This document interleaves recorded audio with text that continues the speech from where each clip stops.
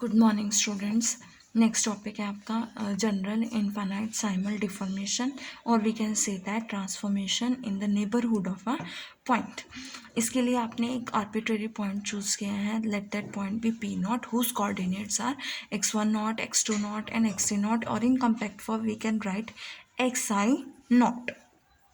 इन continuous medium. और after deformation इस point की जो न्यू पोजीशन है वो क्या होगी, P naught dash whose coordinates are x1 naught dash x2 naught dash x3 naught dash और in compact form we can write xi naught dash. Now let us consider, हमने एक small displacement ली है of the point P naught B. वो displacement जो है because neighbourhood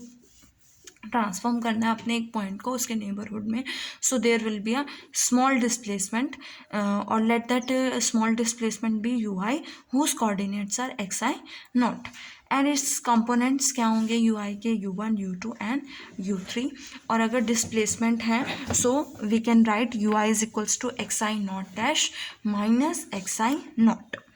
now a vector आपने लिया है जो इन दो पॉइंट्स को क्या कर रहा है, P not x I not और पी को ज्वाइन कर रहा है, जहाँ पे पी जो है कोई भी आर्बिट्रेरी पॉइंट है इन the neighbourhood of P not. और सिमिलरली पी डैश जो है वो डिफॉर्म्ड पोर्शन है पी का आफ्टर डिफॉर्मेशन जो है। So after deformation vector A जो है वो ए प्लस डेल ए हो जाएगा और A I becomes A I plus del A I. As we know that A I dash is equals to A I plus del A I होता है और यहाँ से डेल ए आई की वैल्यू क्या आती है, ए I dash minus A I. A I dash की वैल्यू क्या होगी, X I dash minus x I naught and A आई की वैल्यू क्या होगी, X I minus x I naught because a vector is made by joining the points p naught and p and a dash is आपके पास जो आएगा X I dash और x आई naught dash को join करने से। ओके अब आपके पास यहाँ पे क्या है, ए आई डैश की value X I dash minus x I naught dash and A आई की वैल्यू क्या है, एक्स आई माइनस एक्स आई नॉट। यहाँ से इन दोनों को कंबाइन करोगे आपके पास क्या आएगा, X I dash minus x I and X I naught dash minus x I naught. So U I की वैल्यू क्या है, X I naught dash minus x I naught, so we can write you I x I naught and you I x I. Now A आई की value क्या है आपके पास, X I minus x I naught, so we can write I को अगर आप 1 substitute करोगे सो आपके पास क्या आएगा, A one is equals to X one minus X one naught और यहाँ से एक्स वन की वैल्यू क्या आएगी, A one plus X one naught. Similarly X two की वैल्यू क्या आएगी, A two plus X two naught. X three की वैल्यू क्या आएगी, A three plus X three not.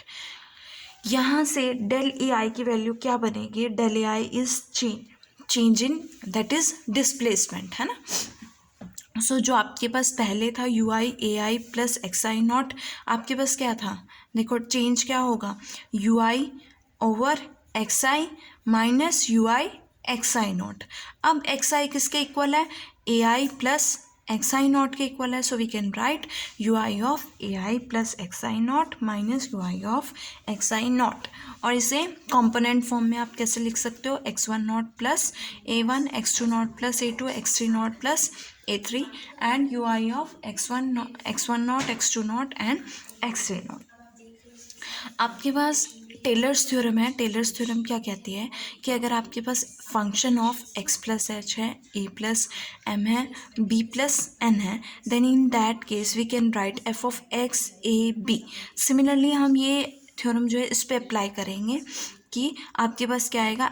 F of x comma a comma b plus h times इसका derivative x के respect में, इसका डेरिवेटिव एम टाइम्स ए के respect में, n times इसका डेरिवेटिव बी के रिस्पेक्ट में। तो आप ये थ्योरम अप्लाई करोगे तो आपके पास डेल ए आई क्या आएगा, u i over x one naught, x two naught, x three naught और ए वन यू आई का डेरिवेटिव एक्स वन नॉट के रिस्पेक्ट में, ए टू यू आई का डेरिवेटिव एक्स टू नॉट के respect में, a three u i का derivative x three naught के respect में। So we get u i minus negative, यहाँ पे माइनस है ना, यू आई x one naught, x two naught, x three naught तो जो ये यू आई है ये यू आई से कैंसिल आउट हो जाएगा। आपके पास क्या आएगा, अगर आप इसे कम्पैक्ट फॉर्म में लिखोगे A1 A2 A3, so we can write AJ and curl u i upon curl x naught j, और इसे आप क्या लिख सकते हैं, u i comma j AJ and del, as you know that del ai is equals to alpha ij aj होता है, so we get alpha ij aj is equals to ui comma j aj,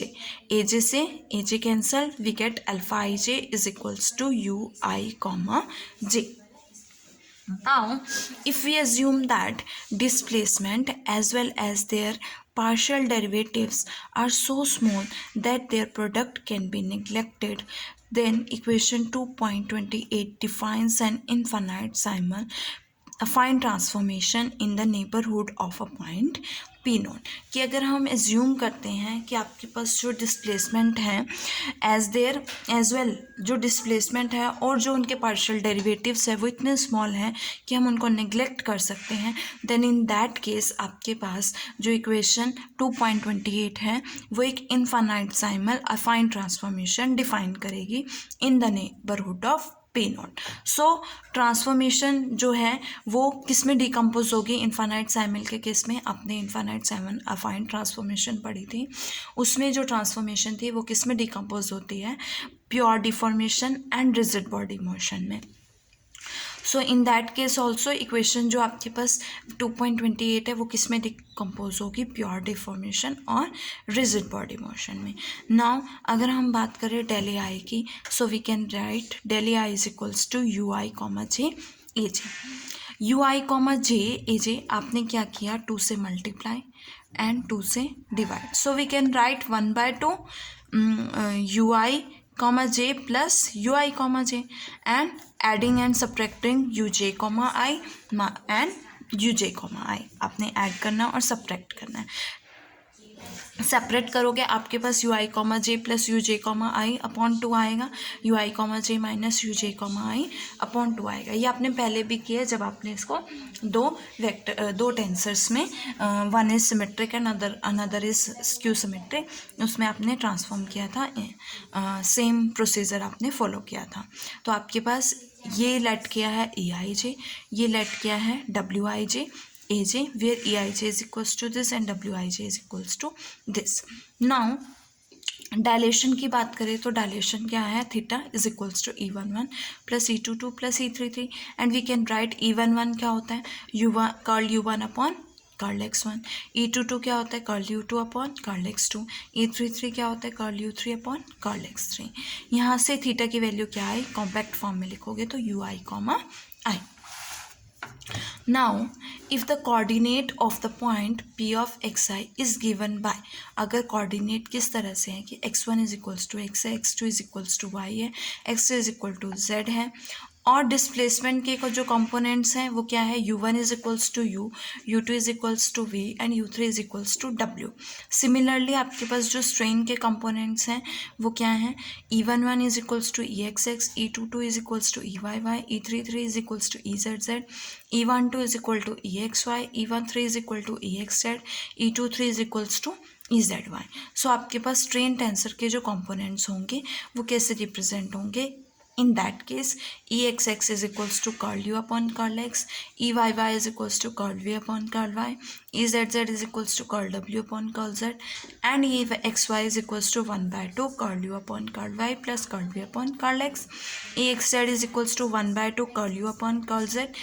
plus curl w upon curl x and eyz is equals to 1/2 curl v upon curl z plus curl w upon curl y। And ये आपके पास strain tensor के components हैं जिसमें आपके पास x किसका equal होता है, u1 के इक्वल होता है, और यहाँ पे कर्ल u1 क्या है, u है, और 1 के प्लेस पे x1 एक्सिस के प्लेस पे x है। सिमिलरली eyy के लिए सेम होता है ezz के लिए, एंड exy के लिए आपके पास क्या होता है, curl u upon curl y plus curl v upon curl x। Similarly for curl exz and EYZ, and these are the components of strain.